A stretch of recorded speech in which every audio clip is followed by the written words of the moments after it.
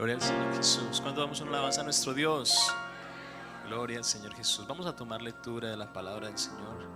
Se voy a invitar que me acompañe a la hermosa carta del apóstol Pedro, capítulo 2. Segunda de Pedro, capítulo 2. Vamos a meditar en la palabra del Señor.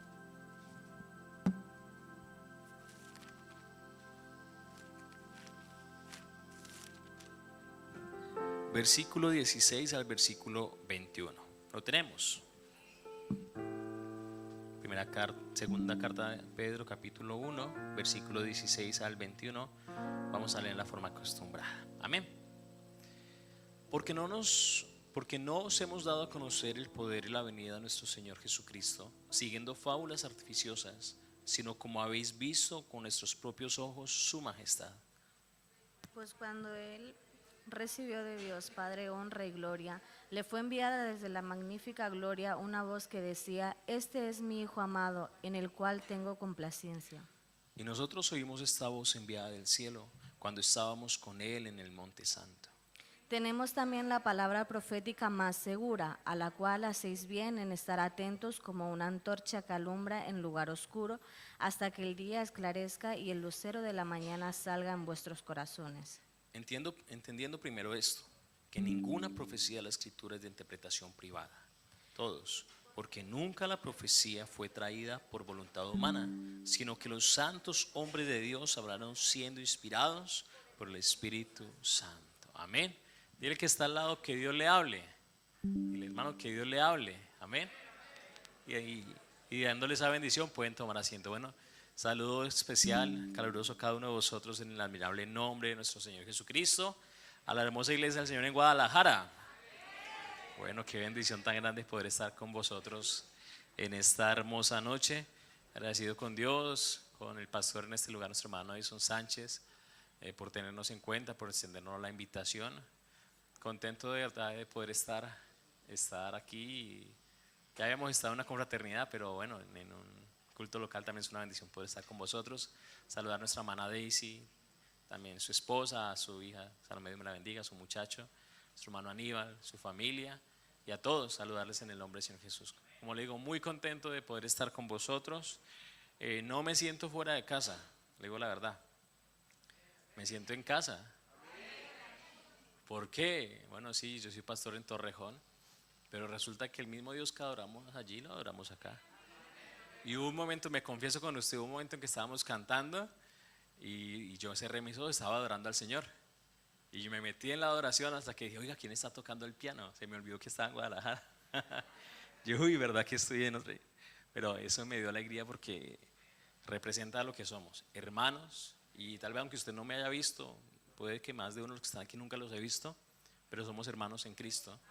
Y eso nos hace miembros de una familia. Amén. La familia de nuestro Dios. Felicitarles por este tema tan hermoso que están sacando, la Semana de la Biblia, reconociendo que la Biblia es la palabra de Dios para nosotros. Oigan, me emocionaba viendo cada una de las representaciones, cada uno de los símbolos, cómo por familia los expresábamos, lo que representan y también el valor espiritual que Dios nos ha dado. Es muy bonito, porque la palabra de Dios en cada uno de esos símbolos tiene un efecto para nuestra vida. Amén. Y motivarles de verdad a que podamos seguir estudiando, a que podamos deleitarnos en lo que es en lo que es nuestro, en lo que es más valioso, en lo que es más hermoso, la palabra del Señor. Amén. El apóstol Pedro decía algo importante. Tenemos también la palabra profética más segura, a la cual hacéis bien en estar atentos como a una antorcha que alumbra el lugar oscuro, hasta que el día esclarezca y el lucero de la mañana salga en vuestros corazones. Amén. Tenemos la palabra más segura. Eso. Si usted cree que es verdad, diga amén. Y si no lo cree, tranquilo, que la idea es que después de la enseñanza esté convencido de que tenemos la palabra más segura. Amén. Bueno, el tema que nos han delegado por la gracia de Dios es el canon y los libros apócrifos. ¿Cuántos han escuchado eso alguna vez? Amén. El que no ha escuchado está diciendo, ¿qué es eso? Tranquilo, que vamos con la ayuda del Señor a aprenderlo. Ese es el anhelo. Como decimos, tenemos la palabra profética más segura. Tenemos la Biblia, que es la palabra de Dios para nuestras vidas. Aquella simboliza para nosotros algo fundamental en nuestra vida como cristianos. Estamos en la etapa en que los estudiantes están iniciando curso. ¿Cuántos están estudiando? ¿Y dónde están los niños y los adolescentes? ¿Están estudiando? Están empezando el estudio. Algunos están diciendo, uy, pero bueno, es mejor estudiar que trabajar, ¿no es cierto, hermanos? Ya aprenderán que esa etapa se echa de menos. Y ahorita ustedes están estudiando y en eso meditaba que estos días, ayer a mi niño le dieron los libros del cole. Gracias a Dios, en los que son de primaria hay una ayuda que el gobierno da los libros. Y cuando mi hijo supo que se los iban a dar ayer, eso llegó contento a casa. Papá, me van a dar los libros, me van a dar los libros, me van a dar. Y bueno, le compramos la mochilita. Y ayer salía del colegio lo más erguido posible. Yo lo veía que ese muchacho andaba así. ¿Sabe por qué, no? Por el peso de los libros. Y llegó a casa y se sentó y los abrimos, toca forrarlos, bueno, todo esto. Y me llamaba mucho la atención y me gustaba, sinceramente, porque yo decía, bueno, mi muchacho apenas 6 años, no sabe lo que le queda por delante, pero tiene anhelo por aprender.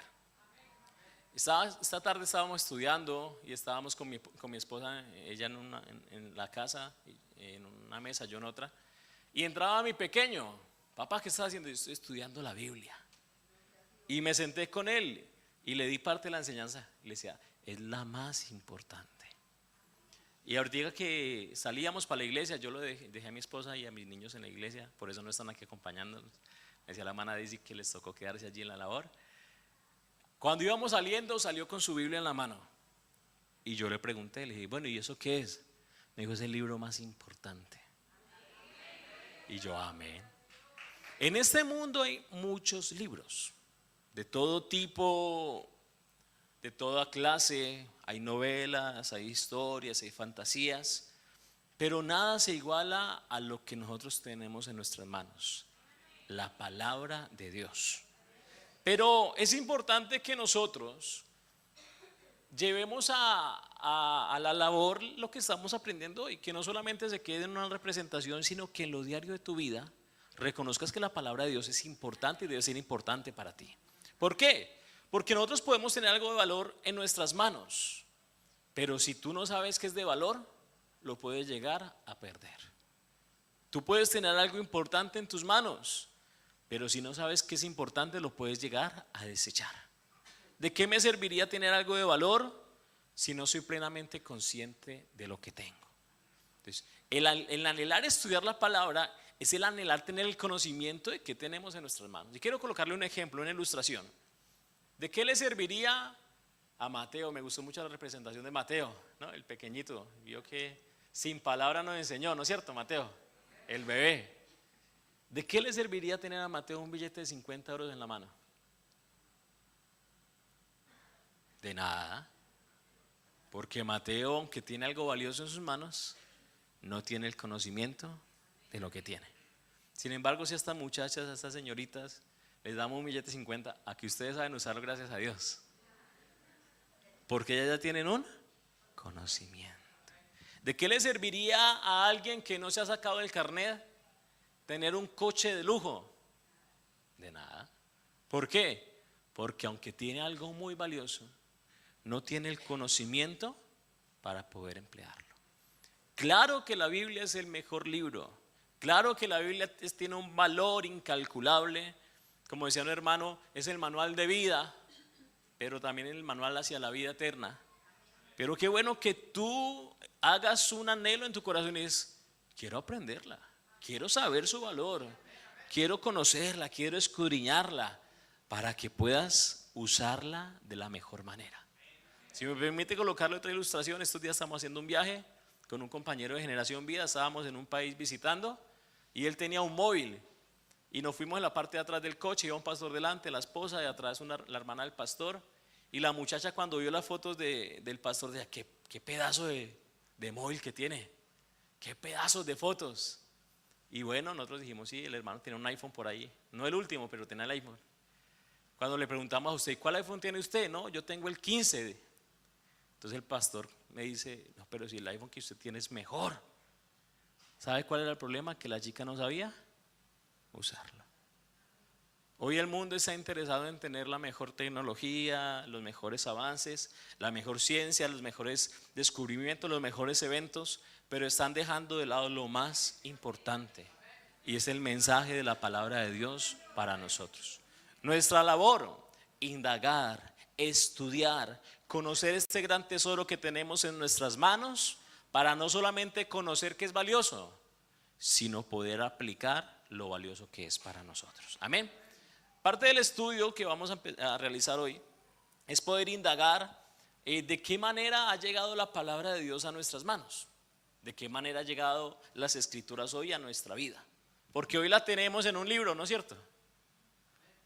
Pero ha llevado un proceso mediante el cual hoy nosotros podamos tener el privilegio de tenerla en nuestras manos, y parte de ese proceso se llama el canon bíblico. ¿Qué es el canon bíblico? Bueno, voy a hablarle muy coloquial.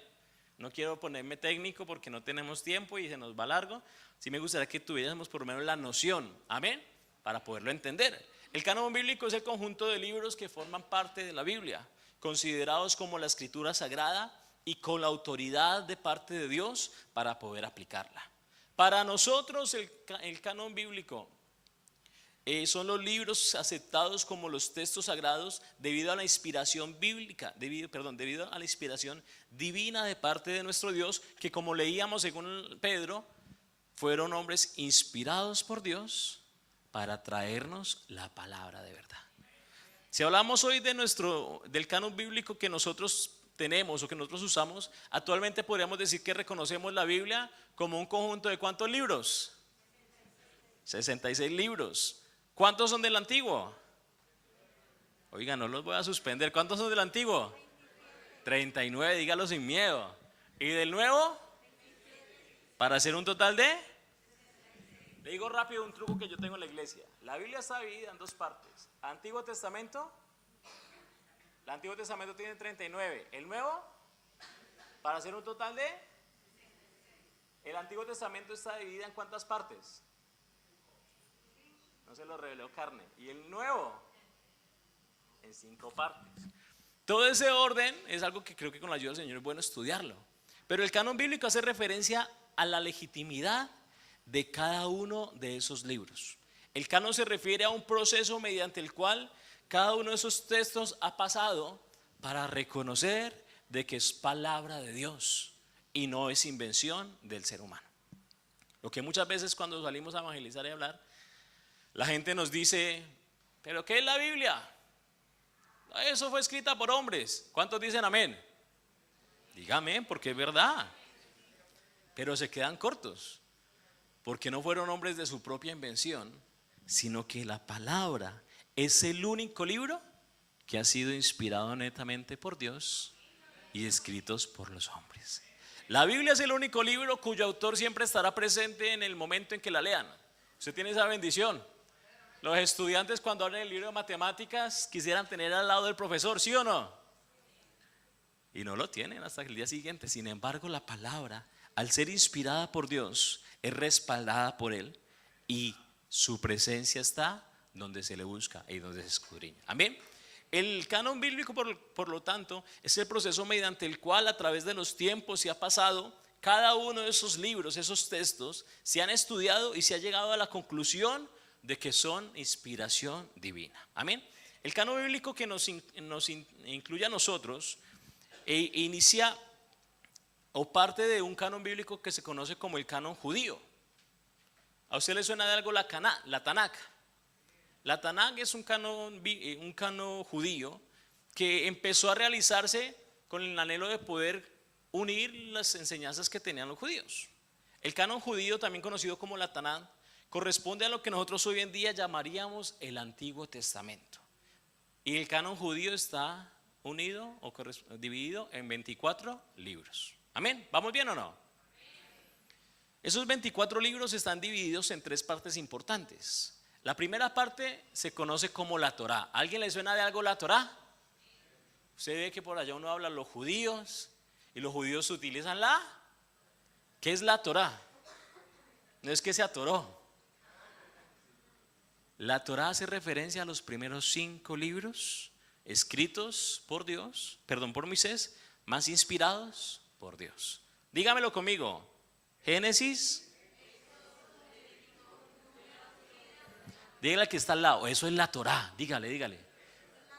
Ya aprendió algo hoy. Esa es la Torá. Amén. Pero la siguiente parte en que está dividido el Tanakh, es la Nevi'im, que hace referencia a los libros tales como libros de profetas. También incluye algunos libros históricos como Josué, Jueces, Samuel, Reyes, Isaías, Jeremías, Ezequiel, entre otros. ¿Cómo se llama la segunda división del canon judío? Kevinim. La primera, la Torá. La segunda, Kevinim, y hace referencia a algunos libros proféticos y a algunos libros históricos.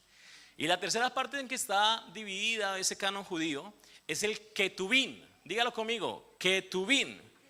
Y hace referencia a los otros libros. Libros poéticos, libros sapiensales como Salmos, Proverbios, Job. Libros como Cantares, Ruth, Lamentaciones, Eclesiastés, entre otros. Ese canon judío se consolidó en el siglo I, alrededor del siglo I después de Cristo, y se tomó como ese canon escogido de esos libros inspirados por Dios. ¿Ahí vamos bien? Entonces, si hablamos del canon judío, estamos hablando del Antiguo Testamento. Pero aquí surge una duda: ¿cuántos libros tiene el Antiguo Testamento? 39. Pero ¿cuántos libros tiene la Tanakh? 24. Oiga, ¿qué pasó entonces? Pues resulta que después los estudiosos empezaron a investigar y realizaron una división más específica para que esos 24 libros se nos conviertan en los 39. Cogieron y dividieron a los profetas menores, a cada uno le dieron sus libros. Otros libros más amplios los dividieron en dos, como Samuel. Usted va a la Tanakh y allá aparece solamente el libro de Samuel. Pero usted viene al Antiguo Testamento y ¿qué dice?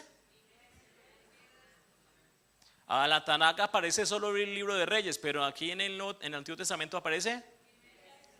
Entonces, cuando nosotros vemos el Antiguo Testamento, está ordenado de una forma que aparecen 39 libros, pero es el mismo canon judío, el mismo que Dios inspiró para que pudiesen tener la misma relación. ¿Hasta ahí vamos bien o no?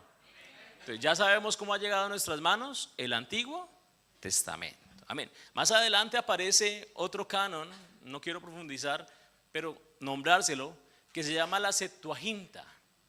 ¿Qué es la Septuaginta?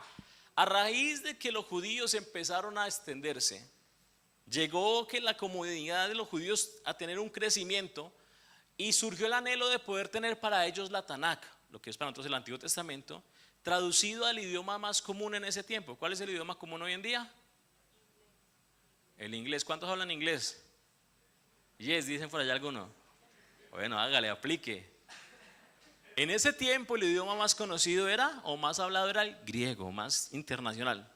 Y los judíos querían tener la traducción al griego de lo que para ellos era la Tanakh.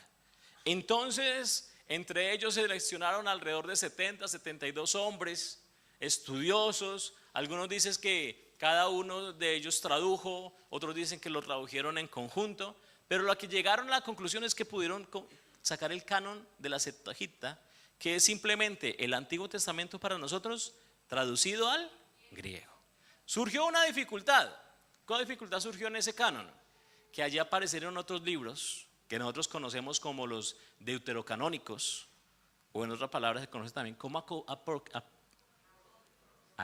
apócrifos, que son libros que más adelante veremos porque nosotros no los usamos. ¿Hasta ahí vamos bien?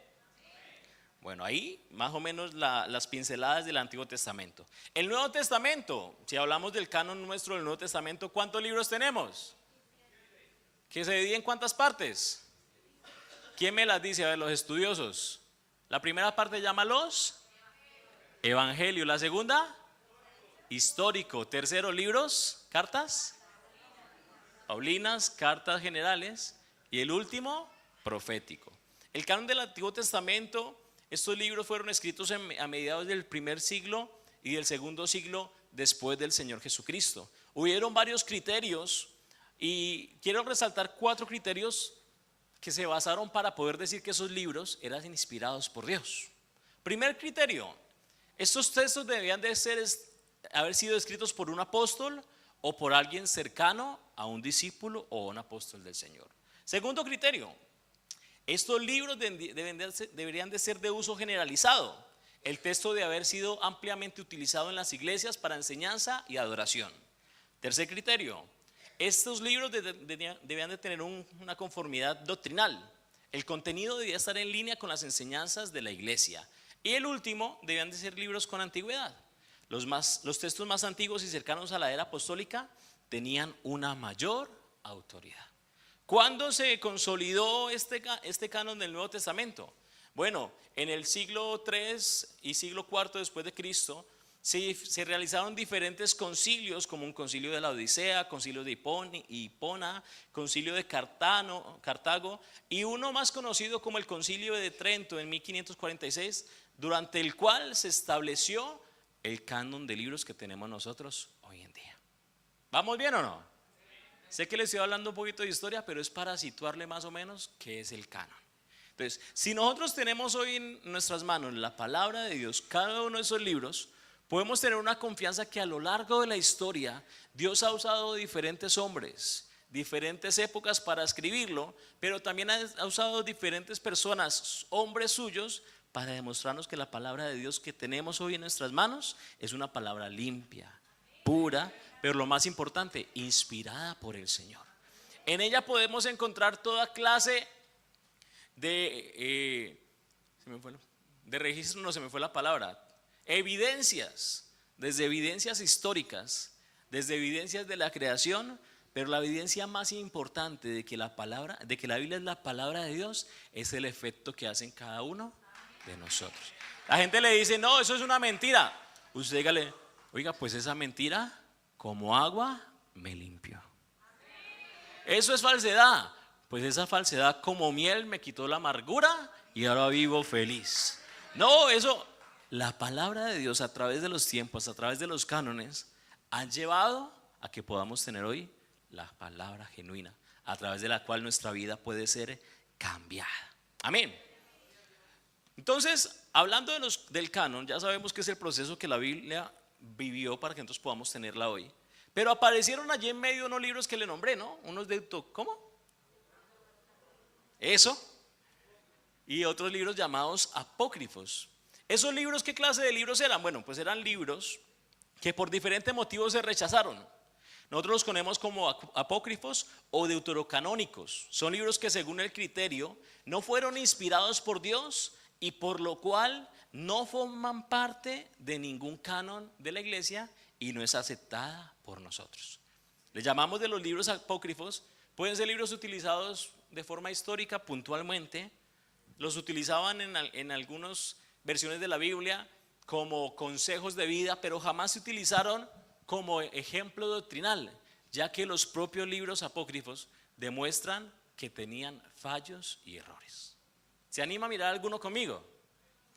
No sea como, le voy a decirle un libro, pero no sea como una hermana, una confraternidad que estábamos, que el pastor dijo, abran el libro de Eclesiastés, y por allá empezó así, y metió el grito, pastor, yo no tengo ese libro. Estaba la hermana desubicada. Hay un libro que le voy a decir que no los tenemos nosotros. ¿Cuántos tienen Segunda de Macabeos? Busque por ahí Tobías. Busque por ahí Judith. Son libros que son reconocidos como libros apócrifos. ¿Por qué? Porque muchos de ellos hablan de errores doctrinales. Por ejemplo, en Segunda de Macabeos capítulo 12, 44 al 45, enseña que la oración a los muertos es aceptable. ¿Nosotros compartimos eso? En Tobías 12:15 nos enseña de que podemos orarle a los ángeles. ¿Cuántos de los que están aquí oran a los ángeles?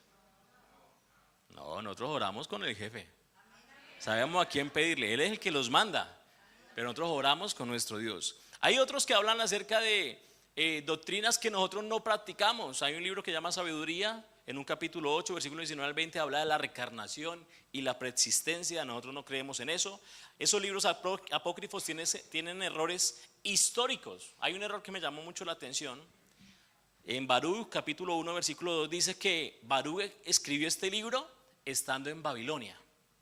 Pero cuando vamos a Jeremías capítulo 43 y en Reyes, en Segunda de Reyes capítulo 25, observamos que Jeremías y Baruch fueron contemporáneos y que ambos no estuvieron en Babilonia, sino que estuvieron en Egipto. ¿Qué nos sirve eso? Pues demostrar que esos libros realmente no son de una inspiración divina, que esos libros realmente no tienen un contexto o un respaldo que nos podamos estar tranquilos de saber que es palabra de Dios. Amén.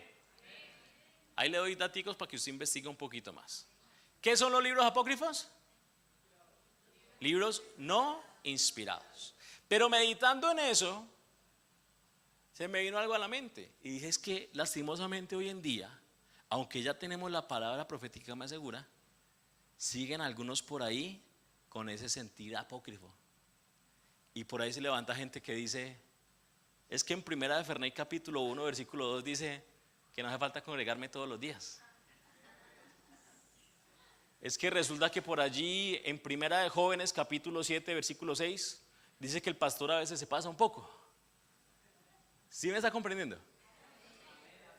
A veces olvidamos todo lo que Dios ha hecho para que esto lleve a nuestras manos, y cuando la miramos, en vez de hacer lo que Pedro decía, la hermana hacía un ejemplo: apaguen las luces. ¿Ustedes hacia dónde miraban? Hacia donde había una luz. Pedro decía, hagan una cosa, estén atentos a la palabra como a una luz en un lugar oscuro. Qué bueno que usted pueda decir, oiga, conozco y entiendo que Dios ha hecho algo especial para que hoy tenga yo el privilegio de tener este libro en mis manos. Y estés atento a él más que a los consejos y filosofías del mundo. Estés más atento a él más que a los propios pensamientos y a nuestros propios criterios. Yo sé que le sonó a broma, pero ¿cuántas veces no queremos como que crearnos nuestras propias Biblias?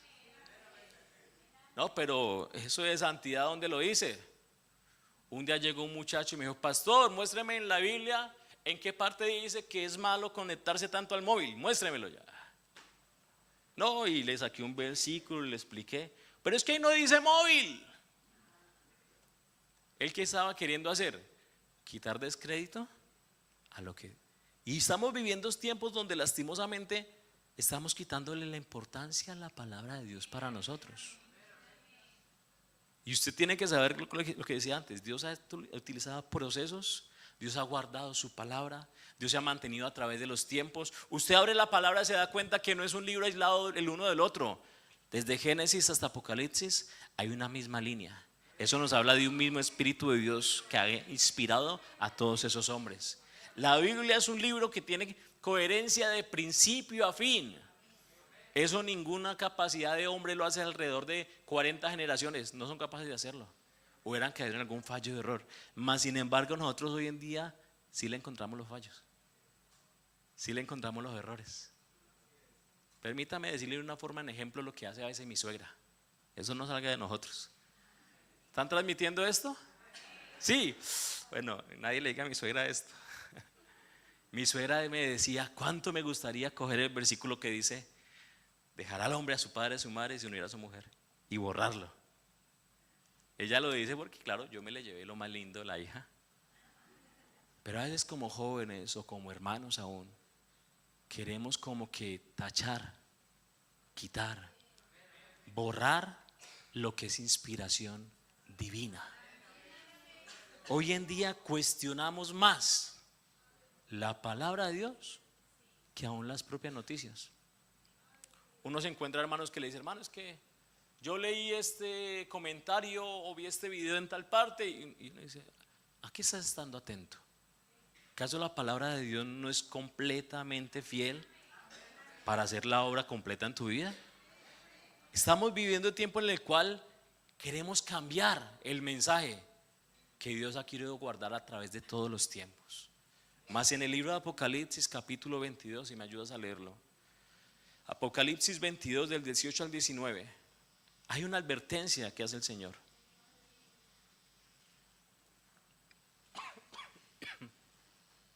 ¿Qué dice? Ayúdeme. Yo testigo a todo aquel que oye las palabras de la profecía de este libro. Si alguno, ¿qué dice? Dios traerá sobre las plagas que están escritas en este libro. Y si alguno quitare las palabras de este libro, de esta profecía, ¿qué dice?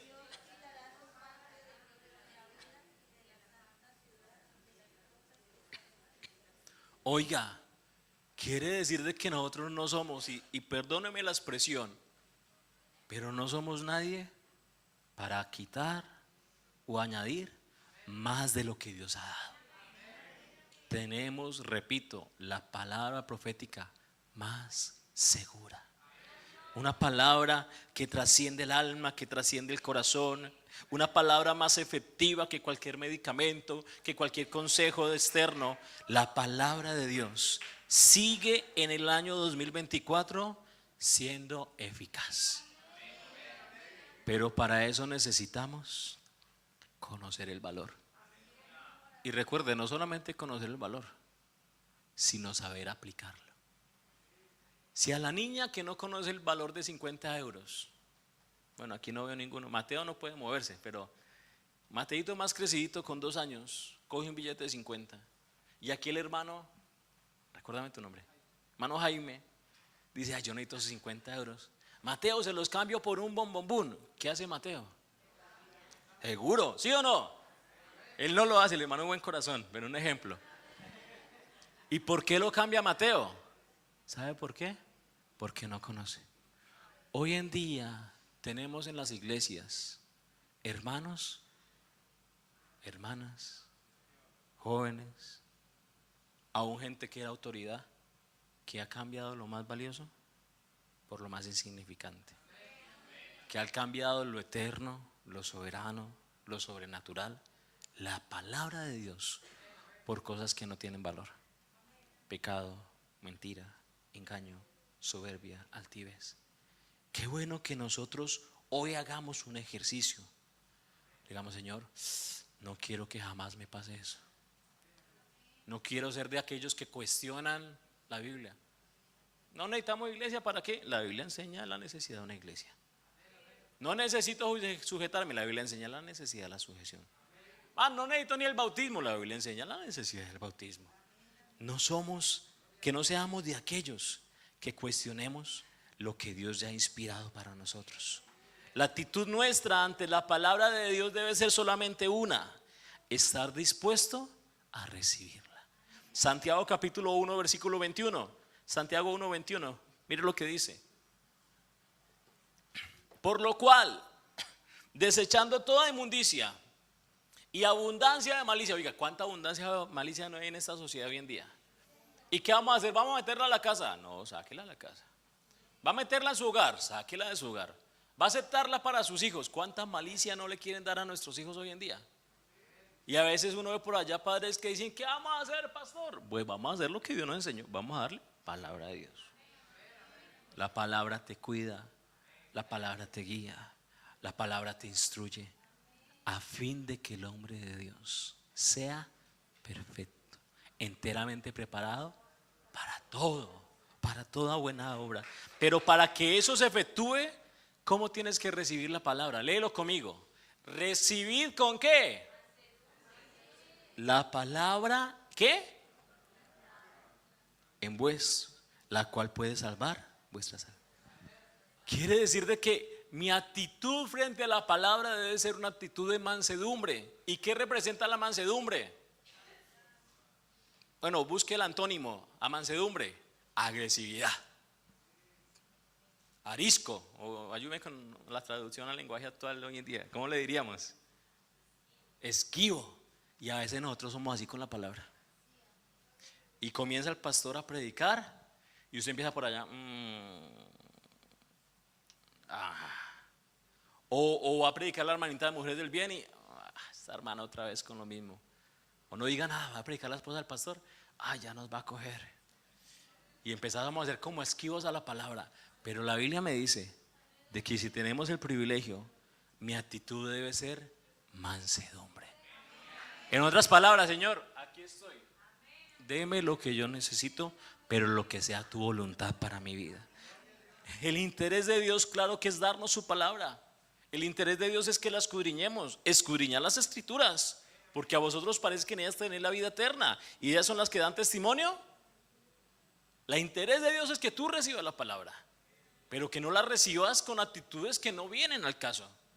Recibimos la palabra criticando, Mire el pastor que vino aquí de visita se trabó la lengua no sé cuántas veces.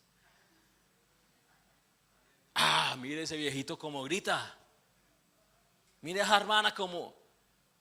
Y yo pregunto, ¿será que la palabra de Dios no es la misma? Hay algunos que gritan más, otros que gritan menos. Hay unos que hablan más elocuosamente, hay otros que hablan más sencillo. Pero lo importante del mensajero es la palabra que transmite. Que no le den alabanza al Señor. Gloria a Jesús. Es por eso que me gustaría darte un consejo. Y es que recibas la palabra de Dios con una disposición constante en tu vida.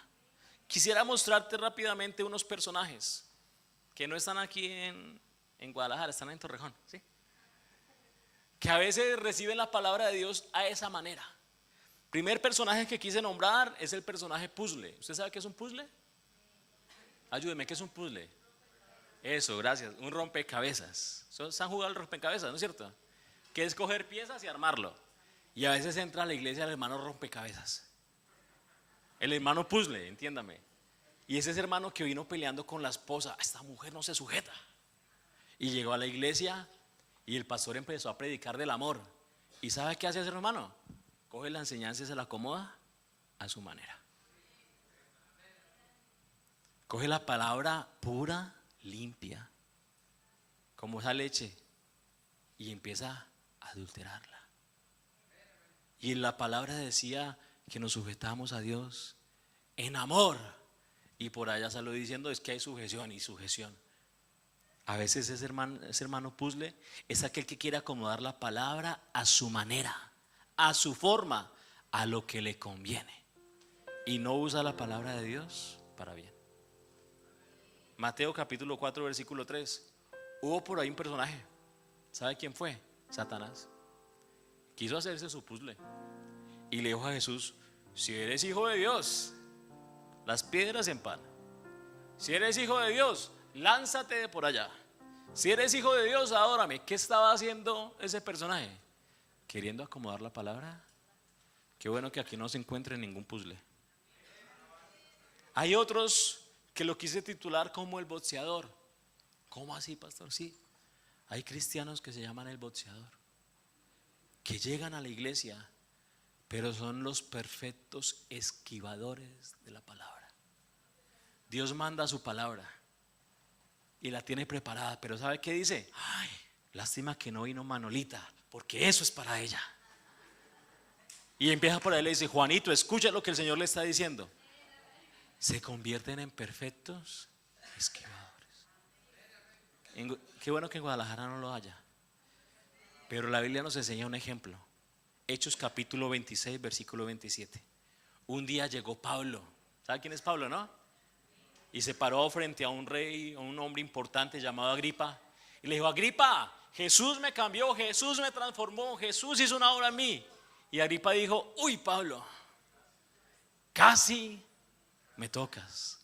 Y hay gente que sale del culto, casi me llega el mensaje, casi me quebranto, casi lloro. Qué bueno que usted no sea de esos boxeadores. Hay otro personaje, es el personaje gourmet. Es aquel que en vez de recibir por completo empieza a clasificar. Y quise colocar aquel plato de comida que le colocan al niño en la mesa. Comida preparada, exquisita, sazonada, que es la palabra que Dios ha traído a Guadalajara en muchas ocasiones. Y hay muchos que no están bien alimentados y están llevados de un viento de doctrina de un lado para otro. Y uno pregunta: ¿por qué si hay palabra? Porque son los personajes gourmet, que cuando se sientan empiezan a decir: no me gustan las lentejas, y las van sacando. Ay, no me gusta el garbanzo, y lo va sacando. A veces hay cristianos que son gourmet, son exquisitos. Bueno, ¿quién va a predicar? Si predica este, lo escucho. Pero van a predicar a ese nuevo. A ese no lo escucho, ese no tiene calidad para enseñarme a mí. Nosotros no somos de esos. Recuerde, esta palabra es la que tiene el poder. Toda la escritura es inspirada por Dios. Le repito, toda. Útil para enseñar, útil para redarguir, útil para corregir, para instruir en justicia. Le voy a hablar del penúltimo personaje, el coleccionista. Es aquel que le gusta coleccionar enseñanzas. Es que a mí me predicó el hermano, es que a mí me predicó Juanito Moreno, y como él, yo soy discípulo de él. Le gusta coleccionar. Pero qué triste que las colecciones son para tener un lugar y no usarlas. Hay cristianos que han escuchado mucha palabra, que han escuchado mucho mensaje, que han escuchado, pero que dicen: ¿dónde está el resultado? ¿De qué te ha servido coleccionarla? Lo importante de la Biblia no es coleccionarla. La enseñanza es el 50%, el otro 50% es lo que tú sales y haces con lo que Dios te ha dado. El último personaje, este personaje quise llamarlo mansedumbre. ¿Sabe cuál es este? El que llega a la iglesia y recibe todos los golpes. ¿Sabe cuál es este? El que cuando el Señor le coloca el plato dice: Señor, me da igual que sea el novato, me da igual que sea el experimentado, me da igual que sea el joven o el anciano, es tu palabra y yo me quiero alimentar de toda. Este de mansedumbre es aquel que no las colecciona, sino que cuando llega a casa se arrodilla y le dice: Señor, quiero vivir la palabra, quiero aplicarla a mi vida, quiero que mis actos y mis reflejos demuestren lo que tú me has enseñado. Ese personaje de mansedumbre es aquel que está dispuesto no a acomodar a la palabra a su manera, sino está dispuesto a que Dios acomode su vida para vivir conforme la palabra de Dios. Quisiera hacer una invitación. ¿Quién quiere ser mansedumbre? ¿Quién de los que estamos aquí queremos decirle: Señor, quiero tener una actitud? Podemos llevar 10, 20, 30, 50, 60 años, pero el día que la palabra de Dios deje de tocar tu vida, será el día en que estés alejado de la voluntad. Quisiera hacer una oración, y no sé si alguien quiere venir y decirle: Señor, necesito hoy hacer un compromiso contigo. Señor, necesito que tu palabra en todo momento me toque. Hoy hemos recordado todo lo que tú has permitido, Señor, para que la podamos tener en nuestras manos. Tal vez necesitemos pedirle perdón: Señor, la hemos dejado a un lado, hemos abandonado, hemos cuestionado, pero hoy nos comprometemos, Señor, a que tu palabra sea para nosotros lo más importante. Vamos a guardarla, vamos a vivirla, vamos a aplicarla, vamos a meditarla, pero sobre todo vamos a permitir que a través de la mansedumbre tu palabra haga una obra en nosotros y haga de nuestras vidas hombres y mujeres conforme tu voluntad. Si usted desea colocarse en sus pies y hacer esta oración conmigo, todavía hay tiempo de venir al altar. Todavía hay tiempo de decirle: Señor, necesito que tu palabra hoy todavía me siga tocando. Necesito que tu palabra siga hoy, Señor, quebrantando mis pensamientos. Que tu palabra hoy, Señor, siga tocando nuestro ser, nuestro corazón. Tu palabra no ha caducado, tu palabra no es antigua, tu palabra no es algo del pasado, tu palabra sigue siendo verdad hoy en nuestras vidas. Solo es necesario disponer nuestro corazón, solo es necesario disponer nuestro ser para que tu palabra en nosotros sea efectiva. Gracias te damos, oh Dios, gracias te damos, Señor, porque tú a tiempo atiendes, Señor, nuestras vidas. Gracias te damos, Señor, porque tú has hablado hoy a un corazón, a una vida que necesita reconocer que sin tu palabra no somos nada, mas con tu palabra somos aquellas criaturas formadas para hacer todo conforme tu voluntad. Gracias, Señor Jesús. Gracias, Señor. Gracias, Señor Jesús. Dame más, tú eres fiel, Señor, más de tú tu eres justo, amor. mi Dios. Tu palabra llega a Yo tiempo. tengo Tu palabra, Señor Jesús, sed. ese